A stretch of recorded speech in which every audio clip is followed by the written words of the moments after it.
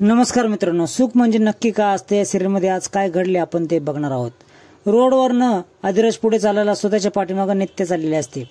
नित्य आदिराज हाका मारते पण आदिराज थांबत नाही. त्याच वेळेस नित्य पळत पळत त्याच्या पुढे जाऊन थांबते आणि मला काय घडलं हे सांग. तू मला टेकडीवर का घेऊन गेलास हे मला सांग. तू मला ज्या घटना आठवल्यात ते मला तू सांग असं बोलते. त्यावेळेस आदिराज मला काही आठवत नाही असं सर्व सांगतो.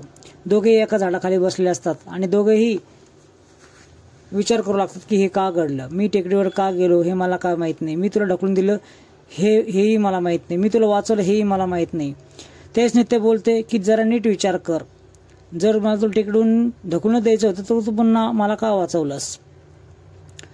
या सर्व गोष्टींचा उलगडा नित्याकडे असतो पण आदिराजला काहीच कळत नसते. आदिराज सारखं बोलत असतो की मला काहीच कळत नाही म्हणून मग काय झालं हेही मला काही कळत नाही असे बोलतो. मला माझ्यावर ताबा कोणाचा आहे हे काहीच कळत नव्हतं आणि मी तिथे तुम्हाला का घेऊन गेलो हे मला काहीच माहित नाही असं आदिराज बोलतो. त्यानंतर नित्या स्वतःलाच कोसत बसलेली असते. माझ्यामुळे सगळं घडलं. माझ्या आधी तुझं आयुष्य खूप सुखद चाललं होतं. मी आल्यानंतर खूप प्रश्न उभा राहिलेले. मी आल्यानंतर खूप संकट निर्माण व्हायला लागले. त्यापेक्षा मी इथून निघून गेलेलंच बरं असं बोलते. त्याच्याच आदिराज तिच्याकडे बघत असतो. नंतर नित्या निघून जाते. इकडे शालिनी, आश्रय आणि सोमा संगत असतात. आश्रय खूप चिडलेला असतो आणि माझ्या पूर्ण आयुष्यामध्ये अशी घटना कधीच घडलेली नाही. माझं जे सांगणं आहे ते तुम्ही नीट ऐका. मी खूप वैतागलो आहे. ही घटना का होतीये, नित्य वारंवार का वाचते हे मला काहीच कळत नाही असं बोलतो. शालिनी ही खूप चिडलेली असते. मागच्या वेळेस देखील विहिरीत पडत असताना 1 सेकंदामध्ये आदिराज आला आणि तिला वाचवलं. आज पण कडेवरून ढकलून दिले आणि 2 सेकंदात त्यांनीच लगेच दुसऱ्या हाताने तिला पकडले. हे कसं काय शक्य आहे असे शालिनी बोलते. आश्रय बोलतो की मला खूप मोठी तपश्चर्या करावं लागणार आहे, अभ्यास करावा लागणार आहे. हे घटना का घडत आहे. वारंवार आदिराज तिला वाचवतो. कसे काय वाचवतो हे काहीच कळत नाही. त्यावेळी शालिनी बोलते तुम्हाला जे करायचं आहे ना ते लवकरात लवकर करा. तोपर्यंत घटस्फोट होत राहील त्याच्यात मी सुख मानेल. इकडे नित्य निघून चाललेले असते. त्याच वेळेस अम्मा आणि लवली तिला भेटतात आणि लवली बोलतो तुम्ही आम्हाला सोडून का जात आहेत. त्याच वेळेस नित्य बोलते की मी आता नाही थांबू शकत या ठिकाणी.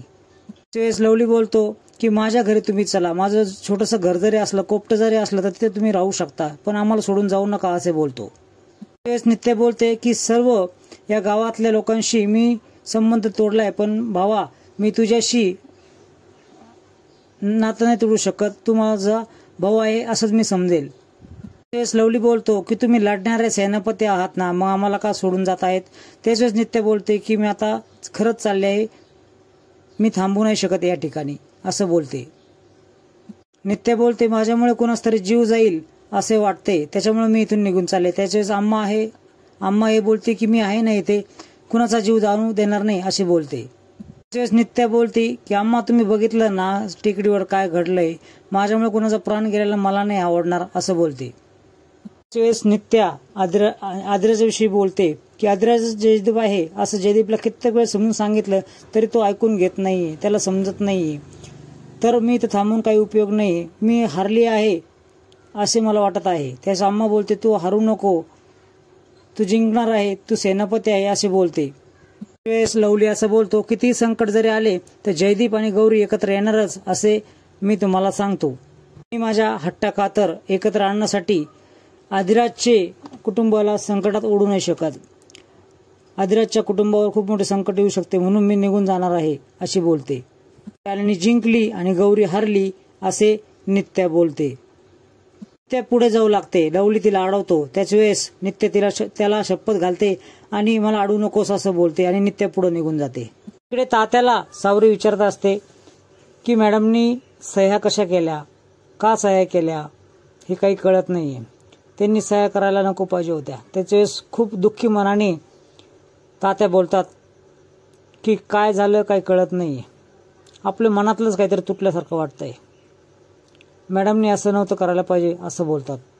त्याच्या वेळेस तिथे पाहुणी येते. पाहुणी खूप खुश असते. तिचा तंबू उखडून सर्व अंगण मोकळं केलेलं असतं. खूप छान वाटतं असं बोलते. नित्य मॅडम गेल्या, घटस्फोट झाला, सह्या देखील करून गेल्या, आता सगळं नातं तुटलं आहे असं पाहुणी बोलते, खूप खुश असते आणि नंतर तात्याकडे बघून बोलते की तुम्हाला काय झालं आहे. तात्या तिथून निघून जातात. विमल लगेच पाहुणीला बोलते, आता खुश झाली असेल ना, सुख कुठे असतं हे शोधत जा, सुख दुसऱ्यामध्ये असतं हे बघत जा, असं पाहुणीला बोलते आणि विमल तिथून निघून जाते.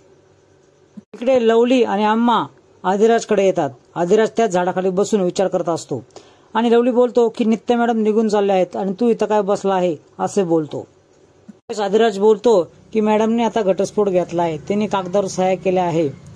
त्याच वेळेस आम्मा बोलते, अरे राजा, तू तिला काढून दिलं ते ठीक होतं, पण तिने जर सह्या केल्या नसतात तर आज तुझी बहीण जिवंत राहिली नसती, तुझ्या बहिणीला सोडवण्यासाठी तिने सह्या केल्या असे बोलतो. त्याच वेळेस आदिराजला आश्चर्य वाटते. त्याच वेळेस लवली शपथ घेऊन सांगतो की हे सत्य आहे, नित्या मॅडमनी सावरीला वाचवण्यासाठी या कागदपत्रावर सह्या केल्या आहे. त्याच वेळेस आदिराज बोलतो की हे कसं काय शक्य आहे, माझ्या घटस्फोटाशी कुणाचा काय संबंध आहे. आणि लवली बोलतो की ही गोष्ट सत्य आहे, सावरीला जर सोडायचं असेल तर तिने सह्या करावा असं सांगण्यात आलं होतं.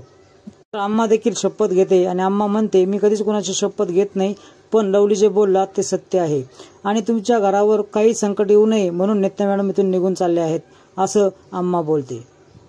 लवली बोलतो की ही जर गोष्ट खोटी निघाली ना तर मी स्वतःला संपवून टाकील. इकडे कोल्हापूरला जाण्याच्या दिशेने एका गाडीमध्ये नित्या बसलेली असते. विचार करू लागते की लग्न कसं झालं आदिराज बरोबर, त्याचे पूर्ण क्षण तिला आठवत असतात, पहिली भेट वगैरे. नंतर डिवोर्स पेपर तिच्या हातात दिला हा क्षण देखील तिला आठवतो आणि ती भानावर येते. त्याच वेळेस आदिराज गाडी अडवतो आणि नित्या मॅडम खाली उतरून त्याच्या दिशेने चालू लागतात. आदिराज गुडघ्यावर खाली बसतो आणि तुमचे उपकार मी कधीच विसरू शकणार नाही असे सांगतो. तुम्ही या घरासाठी खूप काही केलं, मला हे खूप उशिरा कळलं असं देखील बोलतो. नित्या बोलते की तुम्ही इथं का आला आहात. त्याचे आदिराज हात जोडून तिची माफी मागतो. माफी मागायलाच आलो असं बोलतो. परत तुम्हाला घरी घ्यायला आलो आहे असे देखील बोलतो. त्याचेच नित्य बोलते की मी जर घरी आले तर तुमच्या फॅमिलीवर खूप मोठे संकट येईल असं बोलते. त्याच वेळेस आदिराज बोलतो की मी तिथं असताना कोणीच कुणाच्या केसाला धक्का लावू शकणार नाही असे बोलतो. त्यावेळेस आदिराज हात पुढे करतो आणि बोलतो की येत आहे ना मॅडम. त्याच वेळेस नित्याचं ऊर भरून येतं आणि नित्य त्याच्या हातामध्ये हात देते. जेव्हा हातामध्ये हात देते त्यावेळेस आदिराज खूप खुश होतो आणि दुसरे पॅसेंजर ज्या गाडीत असतात ते देखील सगळ्या दृश्याकडे बघत असतात आणि ते देखील टाळ्या वाजवतात. तात्याच्या घरी तात्या विमलला पाणी मागतात. विमल पाणी घेऊन बाहेर येते. बाहेर बघते तर बाहेर पाहुणी खूप नटून थटून बसलेली असते, शालू घातलेला असतो तिने आणि माझ्या लग्नात देखील मी हाच शालू घालणार आहे असे ती बोलते. मी राजशी लग्न करणार आहे, लग्न हे खूप वाजत वाजत करणार आहे असं देखील ती बोलते. शालिनी तेथे येते आणि पाहुणीला बोलते की मी तुझं लग्न लावून देणार आहे. त्याच वेळेस विमल आवरून शालिनीला बसायला सांगते. बसा की मालकीनबाई असे विमल बोलते. त्याच्यावर शालिनी राजची चौकशी करू लागते. राज कुठं आहे असं विचारते.